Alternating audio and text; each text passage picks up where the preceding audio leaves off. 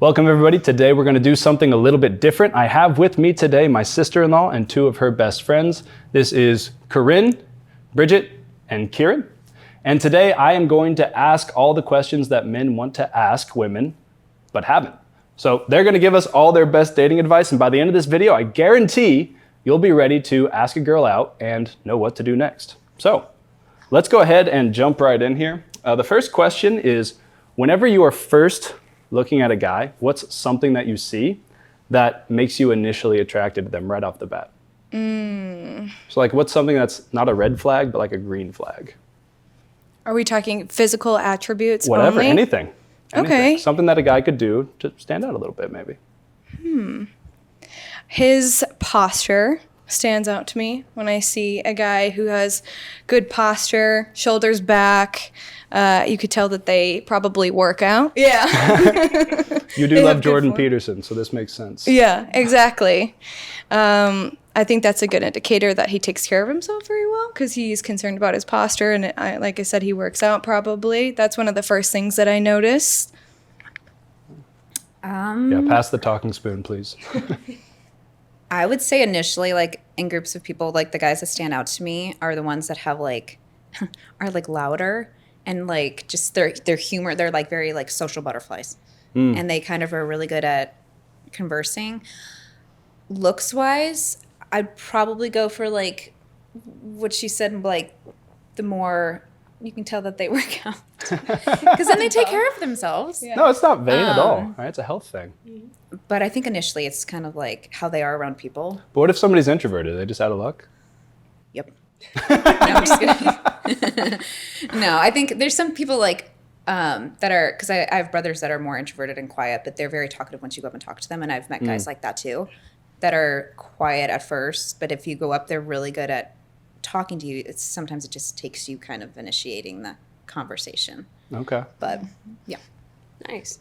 I think for me, it's eye contact. Like if someone's good at like able to like meet people's eyes and like not stare too long, but then also be able to like make a connection. So that way you're able to find like good points throughout the room.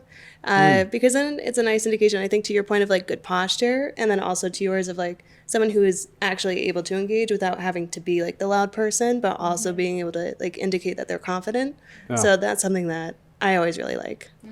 I really like eye contact because it's super measurable. Yes. And it's something that you can just start doing immediately. Yeah.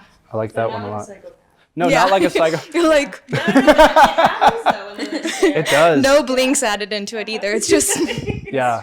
It's such a weird thing because you have to make it look natural if you're not used to it, and it doesn't feel natural at all if you're not if you're used to looking down and being shy. Okay. Let's do a fun one here. So, what is, we talked about green flags, things that stand out. What is your ick? ooh. I think an ick for me is if I see a guy that I'm interested at mass, like I kind of will watch him. I know what this is going to be.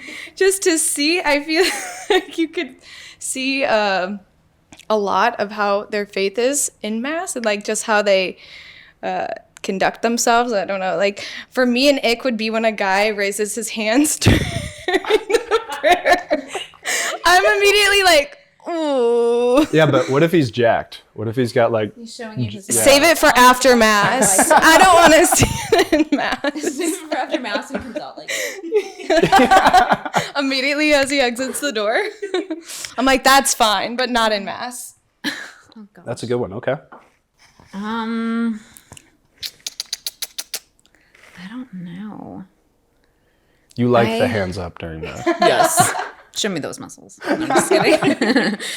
I like an ick and a guy for me. I'm not a huge fan of like overly. I mean, it's kind of, I feel like some guys are hard to read because they're just really nice, but like overly flirtatious guys in like social settings, like if I'm going to like a party or something, I'm not usually attracted to the ones that are extremely flirty. Yeah. I don't like that. Because then you don't know how they'd be like in a relationship. And so it's like. So what, you said extroverted, but not I know. flirty. It's kind of annoying because Yeah, it's like. how does that work? They can't be cocky, but they have to be extroverted. But they can't be flirty. I don't know. That's one thing that I've met a couple guys that are like my friends, but they're just very flirty, and I'm not a fan of it. Hence why we're friends. This is why men think women are complicated. Right here. Because of me. It's Bridget's fault. Yeah. What do you think, Karen? For me, I think mine's a little bit more specific, and it's going to sound a little crazy, but I have a really hard time with guys who like hype up something about themselves when they could just like underplay it a little bit and then make it sound cooler to what it actually is, versus starting off really, really high and then you slowly work your way down and you realize, oh, like you just work with like your uncle instead of just saying like, oh, like, and then like, or like building it up to like a really high title, or saying you work out like 7 days a week. I'm like, I don't know. I saw you lift those chairs. Like, I don't know if that's true, you know? So like, I think having a little bit of humility, and like, if you overshoot it, then it's a bit of a problem, especially when it's obvious. Like, it's okay to like be a little bit like, like overly confident about stuff, but like, don't make it an outright lie. Yeah. Yeah, that's a biblical principle. Let another's lips your praises sing, right? And yeah, I think that for men, oftentimes, my own opinion, but confidence is something that sort of comes from silence. It comes from a really well put together interior life that kind of emanates out of you. And if you're talking all the time and bragging about yourself, that's just a sign that you're insecure. Yeah. And you're trying to cover it with all these words. Whereas if Yeah. you just spend an hour a day in your room in the dark praying, it would fix that. And you wouldn't have to fake confidence, you just have it. That's my opinion. I don't know Yeah. if you guys agree. I totally agree. Or just doing the thing. Like if you're like I think there's something to like if you know where you stand like with stuff and you actually do it in a little bit of your day to day, you don't have to do it because it's not as big of a deal. Good point. Okay. So, green flags. I think you all agree posture and eye contact are good. Yes. So knowing how to carry yourself, basically. Not looking like a slob, no 5 o'clock shadow, right? Okay. So let's say that a guy shapes up, gets a haircut, goes to the gym, gets ready. Then he wants to ask a girl out, okay? How would you want to be approached by a guy? What's like a cute, clever, fun way, or just like a normal way that's not creepy that a guy could approach you and ask you for your number or ask you out? I've always appreciated the think outside of the box kind of guys, like the creative ones who like to be artists with the way that they think of dates, not just coming up to you and having a kind of an average Joe conversation and then following it up with like, you want to go on a coffee date, or do you want to just go out and on a walk or something, which is, it's okay. But if you're really trying to get a girl that you like, there should be a bit more spontaneity with it and like creativity in it as well, because I think as the female receiving that, you feel like, wow, this guy really is putting his best foot forward right off the bat, and so that's very attractive and appealing. Wow, that's a good one. I don't know. I like having like conversations with, like meeting in a social setting, kind of talking to a guy and then like getting his person, kind of just general like vibe of his personality, and just see if he has a good sense of humor. And honestly, I wouldn't mind if he asked for my number like if we were hitting it off and like talking most of the night, I would not mind if he asked for my number at the end of the night. So just like a regular conversation. Yeah. And, hey, can I get your number? Yeah. That easy? If it was like, if we were talking the majority of the night and it was like going, like we were only focusing on each other, I would wouldn't be surprised if he did, you know? But yeah, I'm kind of easier like that. I feel like the mistake that guys make a lot is there's not actual chemistry between two people, but the guy's attracted to the girl and then he forces it and asks for the number, and it's like, nails on a chalkboard kind of. Yeah. It's like you should be able to tell if it's light and fun and you're having a good time and your personalities match. Great, just ask for the number. It's not that hard, right? I think mine kind of goes with that, where I think if you're having a conversation with someone and you're finding like there's at least 2 to 3 connecting points with the person, where it's like if you like the same team or like same activities, just saying something along the lines of like, hey, like we should go do that sometime. And like it doesn't have to be like a straight up like date at first, but at the end of that, if you actually organize, you show up and it happens and it's good. And then you can be like, you know what, this was really fun. We should go out to dinner for an actual date.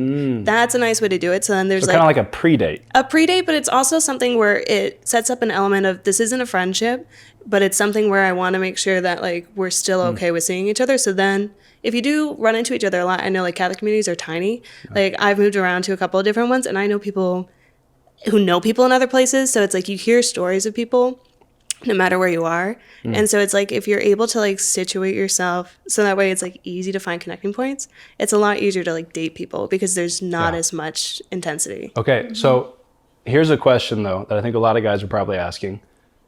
Girls always want, what I've heard anyway, girls always want to know, is it a date or is it like we're just chilling as friends? So I'm how not do you saying don't waste time. So it's like if you're going on this first thing, at the end of it, either set it up as like we're going on an official date next time, or it's like, hey, I had a really great time, but like don't set it up like you're going to see them again in a romantic sense. Because, and I think a way to like let that person down in doing that, just be like, hey, I had a really nice time, but like I'll see you around. A girl is able to say like, if I'm going to see you around, that means it's not that serious. And so like it's something where if you follow up and like you end up texting and like you actually go on the date, and then if that's good, then you can have more, I think, in deliberate conversations about that. Do you guys agree with that or disagree? Because I feel like, just from my perspective, if a guy likes a girl likes a guy, those emotions get clouded and you're like, I'll see you around. What does that mean? What does he mean by that? And you want it to mean something it doesn't. And so it could end up from confusing for guys. Do you think that's right or do you think that's wrong? What do you guys think? I think Sorry. Sorry. I think the onus is on the girl to be like, he said I'm going to see you around. I have to let him make the move at that point. And if he doesn't make a move, you got to let it go. And like, you can't take it personally. And like that, it is what it is, you know? And it hurts a little, but it's better to know that than to like pretend in your head, which is really easy. But like for a guy, you also have to like let your words mean what it is. So like if you're going to say that to her, you can't text her again. Like you can't try to hang out. You can't make a point to see her in any circumstance unless it's like, if you're at a party, don't spend 2 hours talking to her again. 15 minutes max. You know, you got to set like certain boundaries socially. And I think then it's a lot easier to do that. Yeah. it doesn't help that I'm an extreme overthinker. So Well, I'm like, I'm very like aware, but I still will overthink stuff. I think what you were saying, going back to like the first get together, like for coffee, girls want to know if it's a date or if it's just like kind of what you were saying, where it's, you can want to see where it goes. In my head, if we're going to get coffee or going to meet up initially, I think it's a date because we're both obviously attracted in the sense where we want to see if this is going to become something or if it's like we're interested in a second date. So I like referring to it as a date. And then obviously if we're not vibing, then I'm just like, I'm brutally honest. I'm very, very upfront. So I'm like, and it doesn't hurt my feelings if they're upfront too, because I feel like that just kind of makes it easier. Makes it a lot more sense. You just get all the pain done in the beginning and then you're done. Yeah. Mm-hmm. Agree. Yeah, I completely agree with both of you. And you too, Kieran, to your point of just like easing into it, that's exactly, I agree with that too.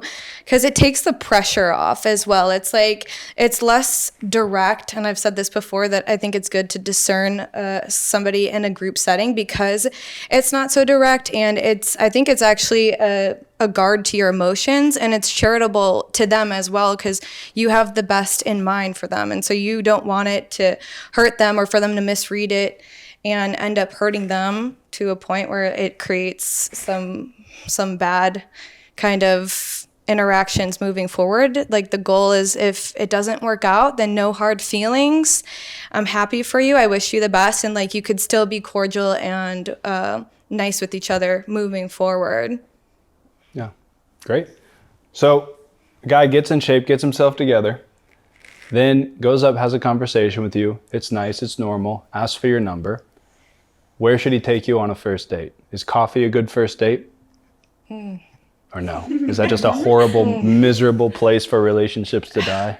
The coffee shop? I'm not saying coffee isn't a first date at all, but I guess it just depends on how well you know them. I would say for me, I don't think I would really consider coffee a first date because it seems a lot more casual. Like, that's why I say group setting should be where you have that little chat that you would normally be having at a coffee shop. So if you're going out on a date with them, I think that there should be a deeper like intention that it should be, and also you're seeing the guy's best foot forward too. So you're like, so what do you got in a way? So steak or break? Steak or break. Yeah.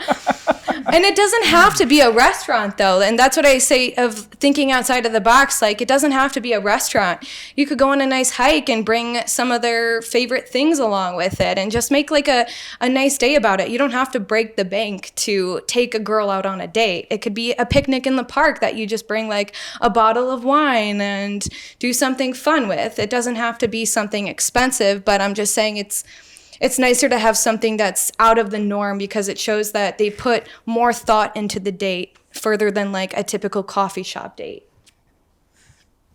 So I don't drink coffee. I'm like the only person in my family that does not drink coffee. Wow. I went to Chipotle on a first date and I loved that. So I didn't mind going there. But I'm like very old school. I like my younger brother took his wife out on their first date to a park and did a picnic, and I thought that was really cute. But I was like, I don't know if that's like too intense for a first date. I'm not a big spender. I don't think we need to go to a fancy restaurant. I'm not opposed to going to get like drinks and just like sitting at a table and talking. I don't know. I'm very go with the flow. I don't really care. Just don't break the bank for me. It's okay. Till the second date. No, I think I'm a little more time sensitive than you guys. So like for me, I really like for a first date something that can build, but like I only want like a 45-minute like commitment initially because That's it's why like coffee's nice. Coffee's nice, but I would say like if you're gonna do coffee, and let's say it's going well, you either want to have something that you'd want to do after or something you'd want to follow up with.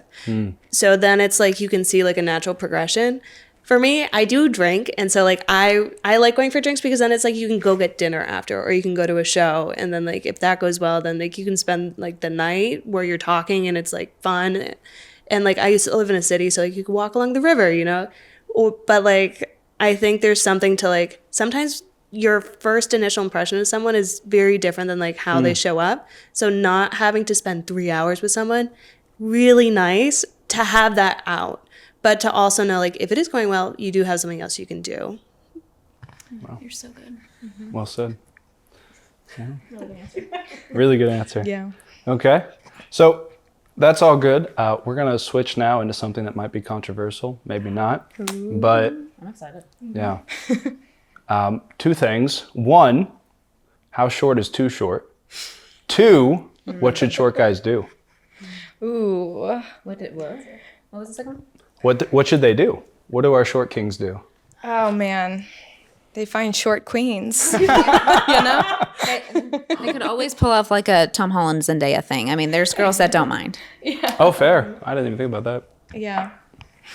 Tom Holland's also Spider-Man. I do mind though. They have to be taller than me. I'm so sorry. Yeah, I agree. I would want a guy taller than me too. I mean, I'm 5'5", so Low bar. yeah. I like if I'm at least like, to their shoulder. It'd be like 6 foot is a nice height. That's 5'11" is nice. I don't know. I know that 5'9" is what most people should be shooting for. You I'm think so? shooting for the stars, Kieran. His head will be in the clouds. God so. knows what I want.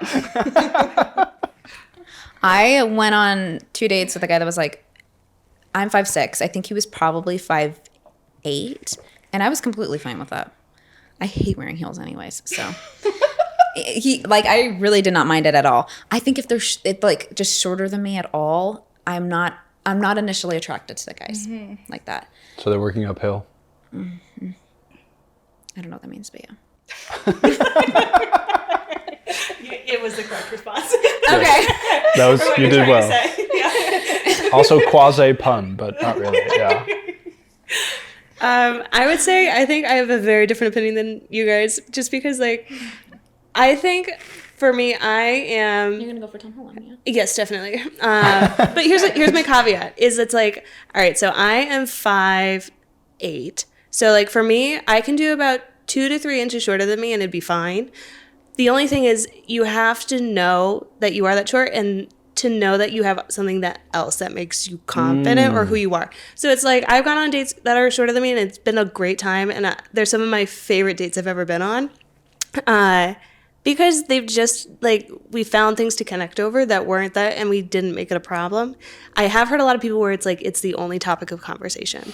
And that's where it becomes an issue. But here's the thing. I think for, like, if you are shorter, know that, like, you have other stuff to bring to the relationship. So, like, if you want to have, like, a good job, then, like, make sure that, like, that matters a lot to girls. Like, if you're gonna want to have a family, kind of important to be financially stable. Yeah. If you have a good sense of humor, really lean into that. Or if you have like fun activities, or if you're like really jacked, like all of these things are positives. No, but they matter. And so it's like, know that like knowing how to spin it is really all that matters when you're in person, because how you vibe with the other person is what it comes down to.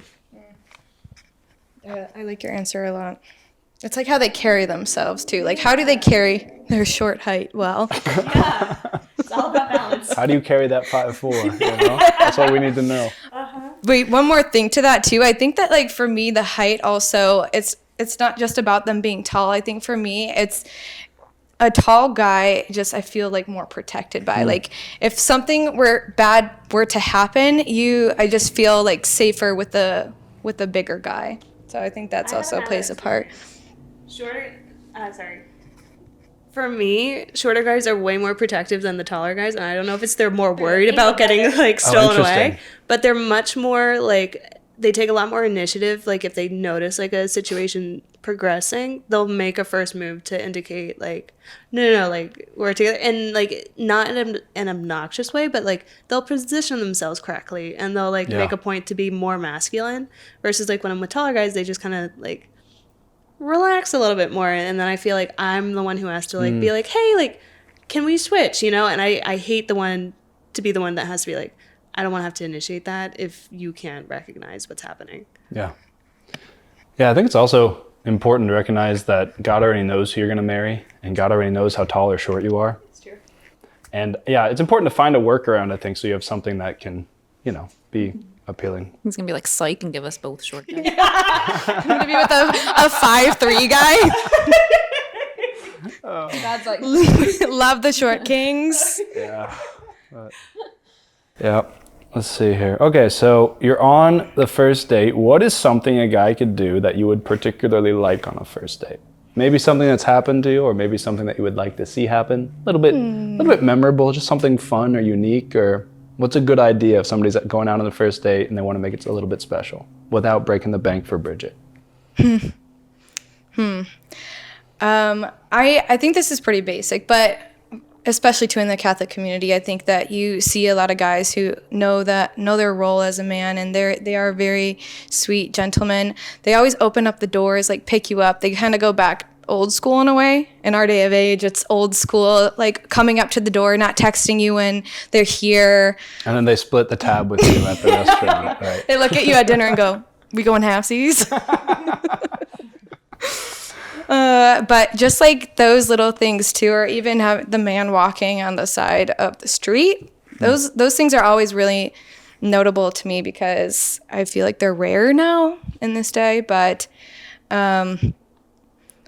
like smaller things where they do something that is more intentional, of just like seeing what your interests are, even if it's like a favorite song or something, or a favorite band that you like, and being in the car and like playing that kind of music while you're in the car, I think just shows a lot that they're paying attention to the little details, and they're trying to make the experience kind of tailored to you, and showing that they care about you through those little things.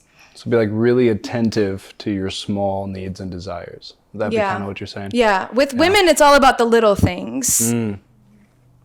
That's why short kings have a chance. Sorry, that wasn't nice. Okay, yeah, Bridget, go ahead. It's about to cut me off. I feel like this is just in general what guys will do on the first date anyways. I love when guys ask questions about my family and like just anything with like my like how I was brought up, just anything because I'm very a sentimental person, so I love talking about my family. You've got 9 siblings too, so there's lots to talk I've got 9 about. siblings. I'm number 6. I could chat all night. I will not shut up. Actually, talk the entire date. He doesn't say anything. I like talking about like my family and stuff and just the way I was brought up and all that. But I'm not very, kind of like what she said, like when guys pick up the bill or if they like hold the door open, little things like that, girls notice. And so it's hard for me because I'm very like independent. And so sometimes I'll just open my own door. You like raced to the door. And so I need to remind myself like to let the guy, and they will open the door. I just need to like remind myself not to open Submit, it. yeah. Oh, buzzword. But yeah, I don't know. Kind of like just a mix of all the. I feel like a lot of guys usually just do that on the first date, anyways.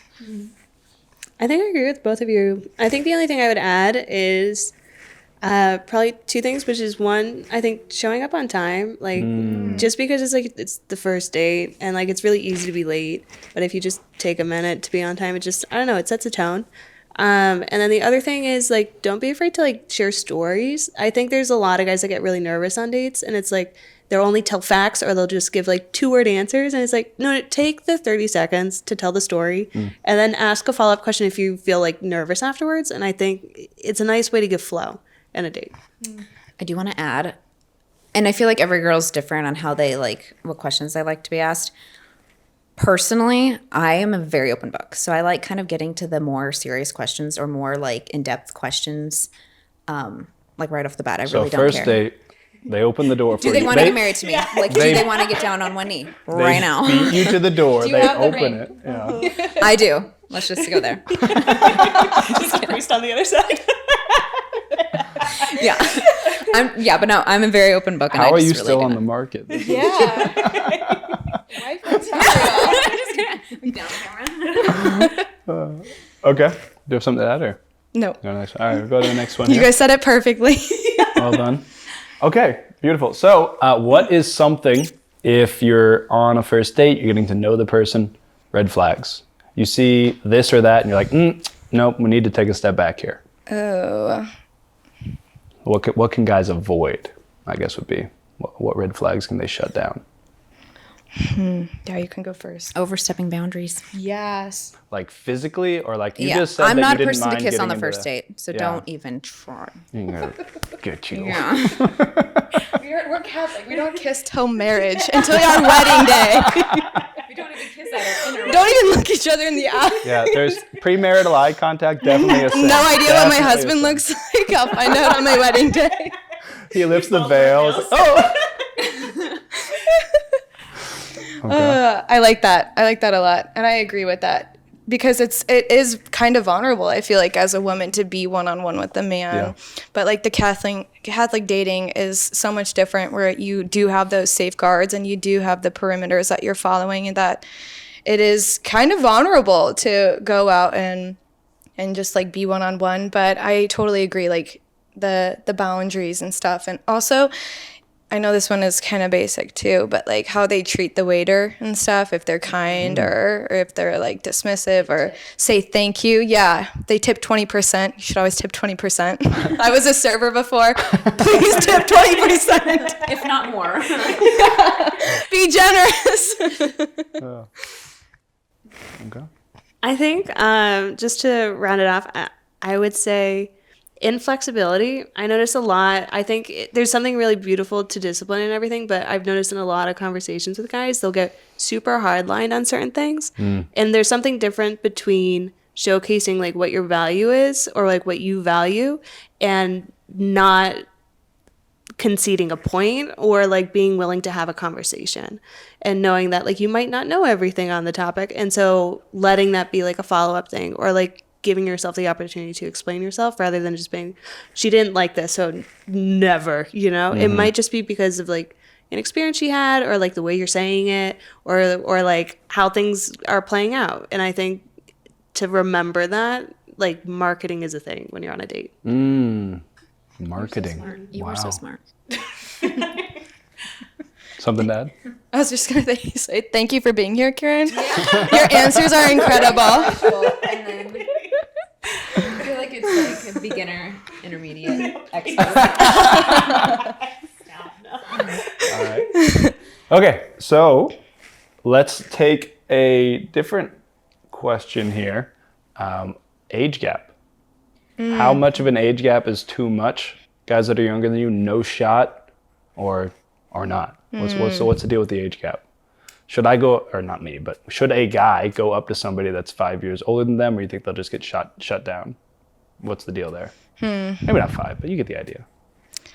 I feel like from what I've seen it, and as a female too, I feel like it's more ideal for that guy to be a little bit older, just because I feel like they're a bit more mature and they have it figured out a bit more. But that's Hopefully. not saying that a younger guy doesn't have that. I'm just saying the majority of what I've seen tends to be the older that they are, the more that they kind of get leveled out and mature. So, and I think that too with the age is like the security too, in a way. So, but I don't know. I don't think that there is any kind of age restraint going back or forward. There's no age restraint at all. Not 20 years. Maybe like 15's the gap. There is an age restraint. Okay, got it. So I have like a couple different ways that I see it, because I have siblings who, like my brother's wife is 9 years older than him. And then I have two siblings who have significant others that are 8 years older. The guy is 8 years older. And so personally, I'm 27. I feel like I probably would maybe go up to like 30, 31. I also have like a ton of siblings. So it's like when I'm comparing their age to my older siblings, it's just kind of weird. I also have a very like, I don't want to say immature way of like, I kind of like vibe more with the younger crowd. And so I'm not like, So would you prefer a younger man? honestly, I feel like some guys that I meet that are younger than me are a lot more mature than the guys that are older than me that I've met. No offense, but kind of. But I feel like my brother who's 20 has friends that are, I would not go down to 20, but like that I have guys that are very mature and like are more mature than guys that I've met that are older than me.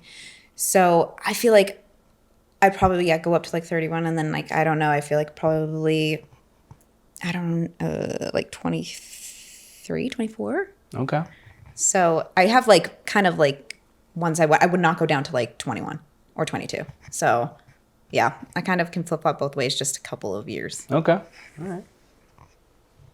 And then I think for me, it comes down to, I would say, like 3 things. And I think the most important one would be like phase of life and relatability. And so you can date someone younger and you can date someone older, but it's for, I think, the female perspective, knowing like intention and then also vision. Like girls are very attracted to vision in terms of like, this is where I want to be in like 15 years. So it doesn't matter how old you are, you can always have that story. And so I think in terms of like thinking about, if you want to take a shot with a girl who's older, do it. If you want to take a shot with someone who's your age, also do it. Like there's no problem there as long as you know what you're saying, because that's what's going to attract the girl. And I think there's something to like, if a larger age gap, I think that you have to understand who you're asking out, because to your point, like if you get along with people who like you talk about certain topics with, you're not gonna like want to talk about Queen all the time if they're like older, you know.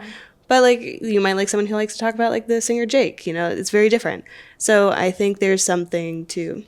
Yeah, who's Jake? Oh, he did. You know the guy who wrote "This is what like summer feels like" or "What fall feels like." Oh, yeah. That song.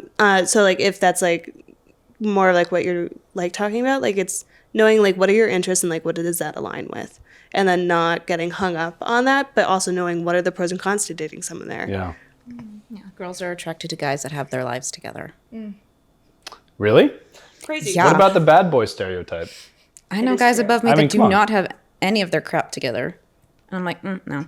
And then there's the guys that are younger than me that like literally own a business. And I'm like, I have a controversial point. I think a lot of girls like very emotionally distant guys, and I think in the Catholic circles there's a lot of them, just because there's things that like take time to like work through.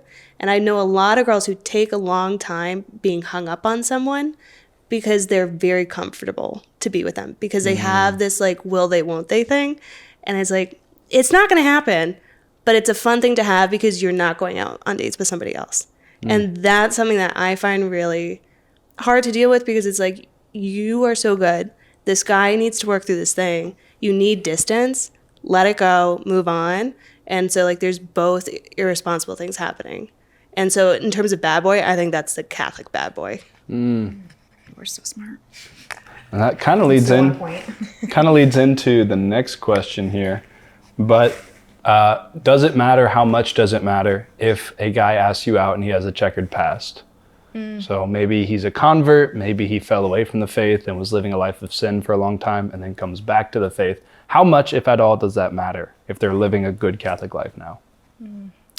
I'm a reconvert myself. So to me, I like to exercise the same kind of mercy that I felt coming back to the Catholic Church, and the redemption that the Catholic Church itself just embodies. And I think the most important piece is that they express like the lessons that they've learned and the path or like the journey that they've come from along the way. I think that the way they speak about their checkered past and the person that they are now is a huge piece to seeing if like they've learned from their past and how they've grown and how it's turned into virtue, or how it's brought them closer to the faith. And so to me, a checkered past wouldn't be a disqualifier. It's more about how have you come from that past to who you are now, and how do you plan on moving forward? Beautiful. I would agree with that. Personally, I don't like, it kind of like, it doesn't bother me if they've had a checkered past. It does bother me if they're like, emotional maturity is still not there because of their checkered past. Like they need to like kind of work on through things because of it. But just having a checkered past and like knowing that they're working on themselves, like I really don't look at their past. I kind of look at where they are now. Emotional maturity is a lot for me. So it's where they are now and where they're heading more than where they're going. And if their emotional maturity is where they are and not kind of being, they kind of need to catch up with it because of their past. Talk about emotional maturity. Talk about that a little bit. What does that look like for a guy? Because guys don't like emotions and they feel weird with them. So like, what does emotional maturity actually look like in a guy? I know it's a tangent, but how can you tell if a guy's emotionally mature? I'm a very blunt person, and so I will send long texts just because I kind of wear my feelings on my sleeve. And if they're very like short answered and don't go into being like, I understand like where you're coming from and stuff, it's just like, okay. Like, I'm like, you could go more in depth. I feel like that's more of a pet peeve for me too. Like, let's talk about it. Like, why, like, are you mad at me? Like, I don't know. And I'm just a very open person. So I'm like, I will just literally tell you what I'm feeling. But if you're just going to be like, okay, like you obviously need to like, I don't know how to like. So it's empathy, right? It's like them being able to recognize where you're at and then respond accordingly. Yeah. I would kind of, say that. I can only base it off of texts. I think too, like emotional maturity for guys is one, being able to recognize. I think guys sometimes don't recognize the emotions that they're feeling and being able to like self-regulate. So if it's like, I need to work out because I've been really angry all day today, or I think it's not being able to say the emotions and like taking the time to just like check it off, to be like, that was a really awful conversation and I didn't like it, but like recognizing it and then knowing that like, okay, these are some things I have to do because of it. Like, for example, I have a youngest brother, and we taught him to just put himself in timeout, like if he was mad, because we're like, we're not going to talk to you until you know how to talk to the rest of us. And just doing that, like, it's hilarious to hear him have conversations now because he's 14, but he sounds like 35. But it's like small things like that where it's like, know what to say, when to say it. And I think only by like noting things in your head is a good first step to being able to do that. Yeah. And then do you have something on the checkered past? I know we cut you off. I would say checkered past. I don't think a checkered past is ever something to worry about. I think it's knowing what you've done about it. I think a bigger question that comes from this, though, in dating is like, are you divorced? Like, how does that all play out? Do you have like family? And like, and I think that's a bigger question of like, what does that look like? And like, have you changed at all from that? And then like, have you not? And what are you hoping for in like a future relationship? I think in terms of past, that's probably something girls mostly worry about. Yeah. I think drug use or like a really like spotty past, like those more typical, but I think a more realistic conversation is something more like that. All right, this one may be funny. You don't have to name any names, but what is the worst date you've ever been on? And what can guys learn from that? Oh man, So, I had one instantly pop in my head. God bless the guy. He is a genuinely really, really good guy. And I don't know if he was just having an off night or what it was, but throughout the entire date, he was just, I think, like verbally telling me how anxious he was and how he just didn't feel a connection, and like telling me how the price of everything was super expensive, but paying for it, like telling me what we should have done instead of going out to getting a $12 glass of wine, like saying we could have got a bottle of wine for that much. Just being overly anxious and sharing every single thought with me. I didn't drive myself. He picked me up. So I was just along for the ride and like trying to help him work through the anxiety throughout the date. I was like, over and over again, I was like, "You're okay. Like you could take me home anytime. Like I can walk home. Like what will help you right now?" Like, but I mean, he persevered. We made it through. And yeah, it was quite a trip. So what's the lesson though, before we pass on? The lesson for him, or Yeah, like what should a guy do as opposed to that? I don't know. Maybe it was just he was unprepared that made him anxious, that he felt like he didn't know exactly what he was doing. Like he didn't have a plan set of what the night was going to look like. And so I also think that he hadn't gone out on many dates before. So I think that like not knowing what he was doing on the date and also not having really either recent or a lot of experience was freaking him out. So I think honestly, just knowing like what you want to do on the date, and even it's okay to even like get in your game mode before and like look at yourself in the mirror and be like, "You got this, dude." Like come up with some yeah, like flex in the mirror real quick, blow yourself a kiss. I don't know, anything you need to do to get yourself just feeling good before the date. And it's okay to pre-plan some date questions too that you would like to ask, and just feel prepared and ready for the date to help subside those butterflies or the anxiety. Have a plan. Right. I like that. So I have been on 2 dates in my life with the same guy, and they were fine. They were great. I did date a guy back in high school who never took me on a date. So that's great. Is that possible? So we were like exclusive, but my dad also had a dating age, and so it was on the DL. Sorry, Dad, if you're watching this. So technically he couldn't take me on a date, but the 2 dates that I have been on were great. I don't have anything bad to say. What a win. Mm-hmm. Thank you. I think I've been really lucky. I haven't been on very many bad dates. The ones that have been like neutral, I would say one of them, like the conversation was fine, and like it wasn't bad. But at one point, I've noticed, and this has happened to me multiple times, where they'll say something that they want to do better.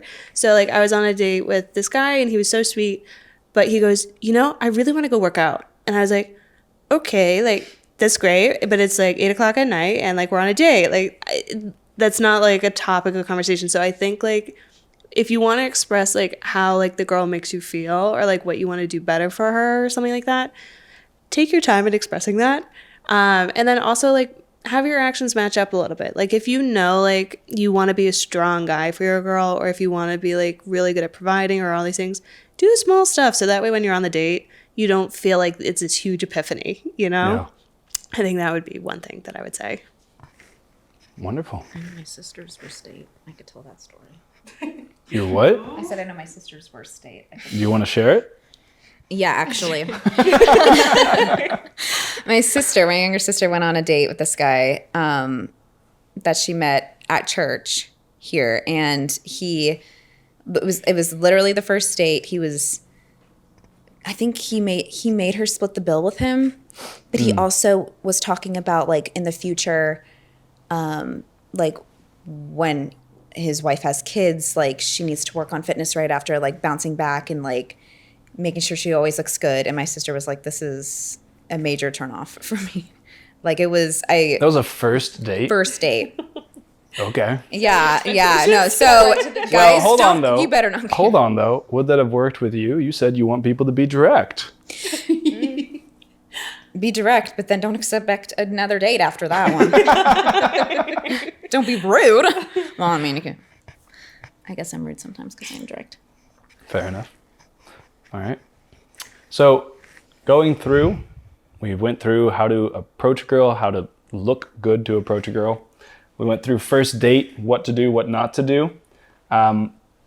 While dating, what are some ways that you can discern if this person is going to be good for you or not? So like, what are some more green flags, not initially, but down the road as you get to know the person better? I think that as I've started to grow in my faith and even be around you and Jessica, something that's really stood out to me in a potential husband is one of the first things actually is like the prayer life of a man and seeing what he does in stressful situations or just even big decisions or something, or small decisions. Like, what does he do? And does he go to prayer? How is his prayer life? Does he go to mass in the times that he has the opportunity? So just seeing how strong his prayer life is too is something that I take note to. Well said. I'm going to agree with her, and I'm going to add, for me, it's how well they get along with my family. That's a big thing for me. Because I have a very loud family. We're very just honest, and we're just loud, so I feel like... You're Irish. Yeah, big Irish Catholic family. But, yeah, I think not, like, just kind of seeing how well they get along with my siblings and my dad and my mom. But I feel like my dad's the one that really kind of is very good at drilling the questions into them. So, yeah, but definitely also what she said with how their prayer life is and what that looks like. Both phenomenal answers. I think for me, the only thing I can add that I've noticed over time, and this is going to sound a little silly, but it's making sure you express what you love to do in your life. Like, it's very important. Even if it's like I think as like maybe for girls triggering as something as like video games, I think it's important to admit that like you like spending at least a multiple hours, a few days a week playing that, because there's something to setting like an expectation of like, what is my life going to look like with you? And that's really, really important. So like, obviously check all the boxes like prayer life, making sure like you're doing a good job, all of those type of things. But then like the next step is being like, okay, like if we're going to build a life together, what are the things that are going to probably like be really annoying? And then also we might fight about that. Like, you're going to have to be like, no, I'm cooking dinner. Like, you're going to have to do this thing. And like, this is where the compromise is. And those are the things that you have to figure out. Like, no, this is like something that I need to do to make sure I'm good for this person, knowing what those things are. Yeah. And I think that's vice versa too. I think girls need to be able to express that too. And so like, it might be like shopping, you know, or it might be like, no, I need to have like an hour a week to just read, to just be able to shut off. Because if you can't do that, then you're not going to be able to express what you actually want your relationship to be. I'm just going to add real quick. And I kind of said this in the past because I'm very like upfront, someone who's very honest as well. Very upfront and very like just kind of tells me what they're feeling right up front. Like just, yeah, I'm big on honesty. Yeah, to both of your points, I totally agree. Just like the communication piece, like the clear, open communication really never fails. Like Jordan Peterson talks about this all the time. It really is. And it honestly is like, it can save a marriage when you can articulate yourself well. And it also goes into the emotional maturity as well of like being able to communicate your feelings without it turning into a huge fight or something that causes more damage and more emotional damage that you have to work through. But like being able to just communicate that and do it nicely and not looking to win in a conversation, but like truly trying to like negotiate for the best outcome, I think is so special and is sacred to a marriage. Tying into the faith point, would you date a non-Catholic? I would not. I think that the faith is literally the anchor to a marriage. I mean, you could do it. I think that there's less of a likelihood that it will be as smooth. Like it does happen that couples come together and they don't have God at the center of their home, but I would say that a family home that has God at the center is exponentially more happy, thrives a lot more, is smoother. Like there is just a liveliness and a youthfulness to a family life that is revolved around God. And the faith aspect too is if like the man of the house doesn't have faith, like he is the leader of the household and he's the one who's setting the expectations and the tone of the house, that I think it's important for the steadiness of the house for a man to have a deep, strong faith and call his wife and his children to that level as well. Because essentially our purpose in this life, if your purpose or your vocation is marriage, is to get your entire family to heaven and to make saints. And you can only do that if you have faith at the center of your relationship. Well said. Very well. Let's go. Yeah. You can just say ditto. Personally, I would not. That's just been always a standard for me. I'm like, I know right off the bat we're going to agree on a lot of things. And so I feel like that just makes it easier going into it. I have siblings who have dated guys that were not Catholic. And I feel like you don't want to feel like you're forcing them into it, because then it's not a genuine calling that they're having towards Catholicism. They're like, I would always feel like I'm kind of forcing them in a way. And I would want them to see the beauty and actually want to go to mass or want to do stuff. And so I feel like if he knows his faith, and if he knows his faith, it makes it a lot easier to kind of just start, and you'll have more topics to talk about and like agree on. So, yeah. I'm going to have to say that I agree with both of you that dating people of the same faith makes your life easier in so many ways. Personally, I would date someone who's not Catholic. And it's just because I've been really lucky to see a lot of really good relationships between interfaith marrying. And so I've had really good examples to see, like, here are things that are going to come up that you have to like really address. Here are things that work really well. And so because of that, it doesn't intimidate me as much. I agree with Corinne's statement that like having faith or like common values at the center of it and like reaching towards God, always the goal. But there also is something to like circumstances, what God is calling you to, and other discernment factors that go into marriage that I think you can't completely negate total non-Catholics from. Wow. I feel like I've seen like certain relationships where one was not Catholic and one was, and they converted later on, and they have worked out. I feel like in my experience with just my sisters, they never ended well. And so I feel like I wouldn't even try personally. Yeah. I think in those situations too, like from ones that I've seen, the mom is Catholic and the dad's not, or vice versa. I just think that the kids suffer from that because they don't share that core. I think it creates just differences between the two, and it's just dealt with in a sometimes uncharitable way or something, and the kids are exposed to that, and so there tends to be like little holes that the kids could fall into since their parents aren't on the same page. Good point. Very good point. Okay, so we've walked through how to attract a girl, get a girl, take a girl out, date a girl. Now, what's the earliest that you would accept a proposal? Ooh. I did it in 6 weeks. So Yeah. is that too fast? Well, we joke around and I lived with your wife before you, while she was dating you, and she kept that from me. So We were She kept secretly it from me, engaged too. for a minute. Yeah, we didn't want to scandalize anybody. But I joke around and say I could beat you guys. good luck. I think Good luck. 6 weeks or less. 6 days? Maybe? Maybe 6 days. There you go. I don't know. the 6th date, you asked the guy. I don't know, because of the way that I approach dating, of like the discernment in the group setting and going out on the first date and everything. I think I would be able to tell pretty quickly if somebody is my husband, because it's like after the first or second date, I just know. I'm like, I don't think that we're compatible for marriage. Like, we might be compatible just as friends.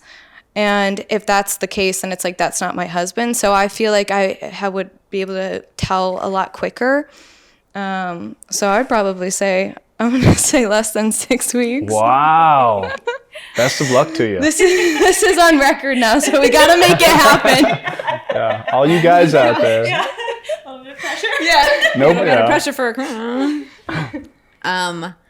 I have a sister who got engaged after 6 months, and then I've had siblings who've dated for like 5 years through high school, and then they got married after college. But personally, I feel like I'd probably at least wait till the 6th month mark. You really need to get a feel for it. Like, I feel like big when you know, decision. you know. But for me, I'm like, I don't know right now. So I feel like I would say at least 6 months to really get to know the person.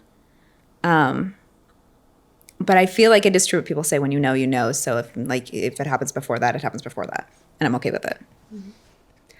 I would agree with both of you. I think there's something for me, it's trust. Like, how much am I willing to trust this person and how much am I willing to give to them? So it's like, you can make that call really early or it takes months. It depends on like what type of conversations you're having, how you've like connected with a person. So I would say maybe wait at least a week, maybe third day is a little rough, but like, I've heard of people where it's been like a week and they get engaged. But I think there's something to knowing someone for at least a year before committing to marriage, because you should see someone through at least one stressful situation and one really good situation. And normally that takes about a year. So maybe be okay with a year-long engagement if you're going to get engaged below 6 months. But I think if you're willing to date someone for a year, you probably don't need to be engaged for that long. I think it's like I think a 2-year mark is like, if you're going to date longer than 2 years, you probably should have a conversation. But if you're going to get engaged within that time, you might not need to be engaged for super long. What's funny is I feel like a lot of people would be shocked by these answers, but I feel like in the Catholic realm, we're very just upfront and very serious about dating. So it doesn't shock us when we're like a week or a year or 6 weeks. 2 days. 5 weeks. No, I'm just kidding. Yeah. But yeah, I'm good with 6 weeks and I'm good with the year. Yeah, I like what you said about the Catholic dating, though, too, because For whoever's watching it. Yeah. Yeah. Well, because it's not like you're discerning by yourself. You're essentially taking it to prayer, too, and you're asking God to just reveal his will for you, and you're praying the rosary. Like, your prayer life is kind of in order, and you're asking God, like, prune me of anything that could be harmful to myself and to my spouse. And so you're working on yourself with God, and he's like leading you through the way the entire time too. And so it's like your discernment kind of is quicker because you're doing it with God. Yeah. You have God in the center of it. Yeah. Well said. Okay. Well, that was the last question I had for you guys. Do you guys have anything else you want to add? Any encouragement for the short kings or anything like that? Does height exist in heaven? Yes. According to Augustine. How tall was God? How tall was Jesus? Yeah.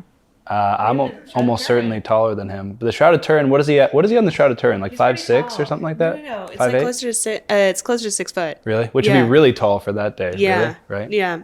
That's but- fascinating. I know. see over the crowd. Yes. That's true. It's true. Got to give those sermons. Yeah. That was really good. Pop off, Bridget. Yes, please, please. No. I want that to be my ringtone. Pop off, Bridget. I would say for words of encouragement, like, don't be afraid. Like, Yeah. life is going to happen. It'll happen when it happens. Just enjoy it. Like, you're only in the present for the present, so might as well take advantage. Well said. Please don't be intimidated by us. Yeah. That's Are you especially- actually not scary? Is that what you're saying? I feel like I give off an intimidating vibe. I don't know. Maybe it's because I'm always around my brothers or my dad, and guys just don't want to come up to me. I don't know. She's very, very sweet and wife material. You won't regret. I endorse this. Single and ready to mingle. Can I put your cooked a number in the really- description? Instagram. She was summa domestica this morning and cooked breakfast for us, so she knows how to Wow. cook some good food. Yeah. One thing that I would like to add is don't take rejection so intensely and like so personally. I think that just trusting in God's will for you really alleviates the stress from it and just kind of breathes new life into it and approaching girls and not being afraid and just viewing rejection more as redirection, and that if you believe a marriage is your vocation, trusting that every date that you go on is leading you closer and closer to your future spouse, and just fine-tuning what you're looking for and just keeping yourself and your spiritual life in line and knowing that you're surrendering everything to God and just kind of having this remained detachment throughout these dates and trusting that if marriage is your vocation, God will make it happen, and He's placed all of these desires and everything that you love and want in your heart, and that even if you're in the middle of a desert and marriage is your vocation, God will literally drop him from the sky. Like, you will see him fall from the sky. Wow, I hope he's okay. Yeah. Wonderful. All right. Well, thank you guys for being here. And if you enjoyed that and you want to see another video with awesome dating advice, click here. Yeah, I just did that. Click right here. Actually, oh, yeah, you guys point. You guys have to point. Hold on. Which direction do they have to point, Javi? Over here. Click here. Please. Do Right it. over there. Do it now. Follow the spoon. Can you read the spoon for us? I like big butts and I cannot lie.